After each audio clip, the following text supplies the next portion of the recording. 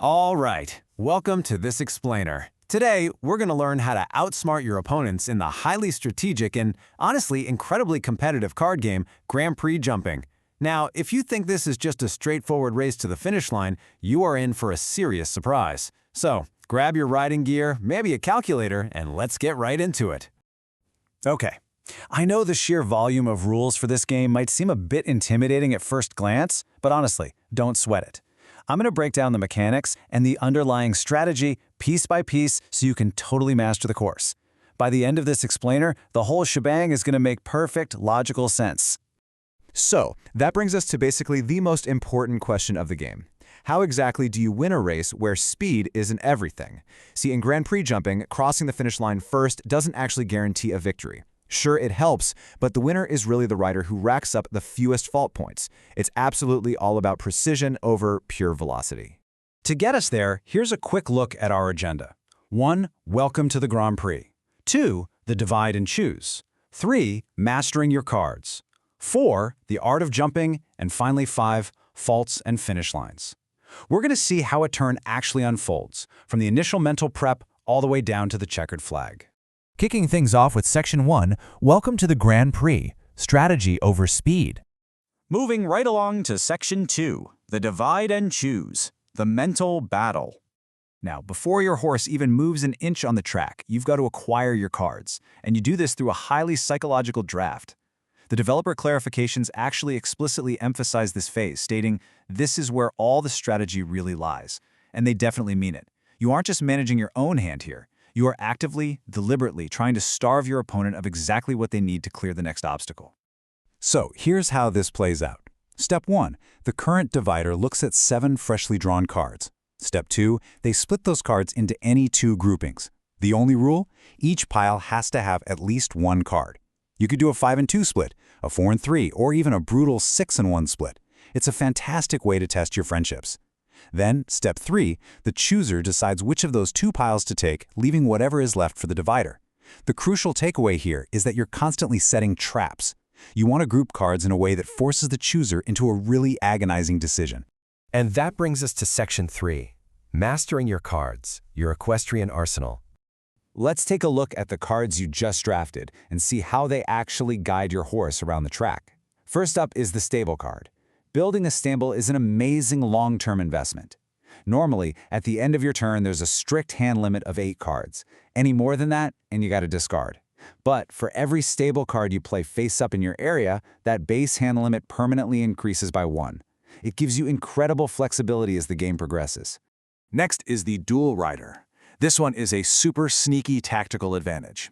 If you play this, right before you take your regular turn, you get to draw 2 extra cards. You look at them, pick one to keep for yourself, and hand the other directly to your opponent.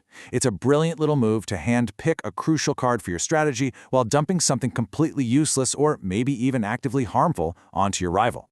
Now, let's talk about movement, because this brilliantly illustrates how you navigate the course. Canter cards are used to move your horse the exact corresponding number of spaces between jumps. They are strictly for the flat track.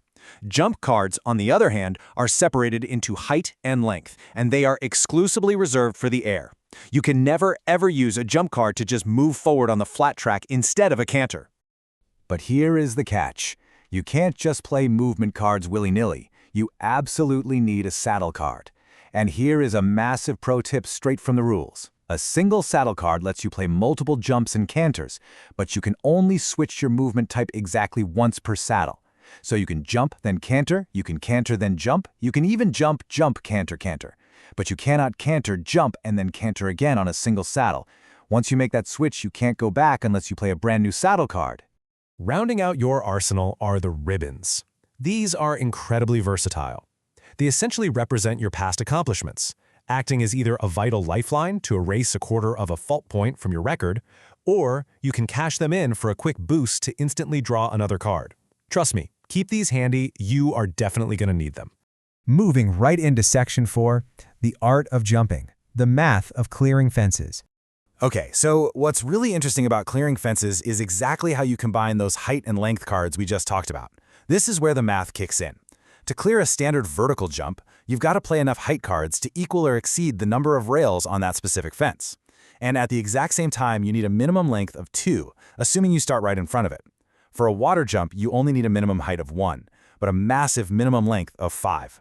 But listen, here's the ultimate restriction you must remember. Your combined height and length card values can never ever exceed 7. If your math adds up to 8, no way, you just can't make the jump. But hey, don't panic if your math isn't perfectly exact for the height. As the developers specifically point out, the height requirement is just a minimum. Overjumping is perfectly legal. If a jump requires a height of 3 and you only have a 4 height card, go ahead and use it, just as long as your total combined jump value still stays at 7 or below. Finally, we reach Section 5, Faults and Finish Lines, Navigating Hazards. This is easily the most critical part of the game, surviving the penalties. Because remember, speed is great, but keeping a clean record is what actually takes home the trophy. 4. 4 is the magic number here. Why? Because if you ever accumulate more than 4 full fault points during the race, your horse is instantly disqualified. Boom, you lose the game right then and there. It is a strict sudden death threshold. So where do these terrifying faults actually come from? Well, a few different places. Some cards just flat out hand you red cubes, and each of those acts as a quarter of a fault point. You can also strategically choose to take faults by purposely not playing enough height or length to clear an obstacle. For every rail you miss on a vertical jump, you take 1 full point. Fall short on a water jump, that's another full point per space. It's costly, but sometimes it saves your precious resources. And then there is the dreaded race official card. If you draw this, it means your horse failed a vet check. You are forced into a devastating choice. Either take 1 full fault point immediately, or lose half of all the cards currently in your hand. Ouch. So, how does the whole thing end? Well, reaching the checkered flag stops the race immediately.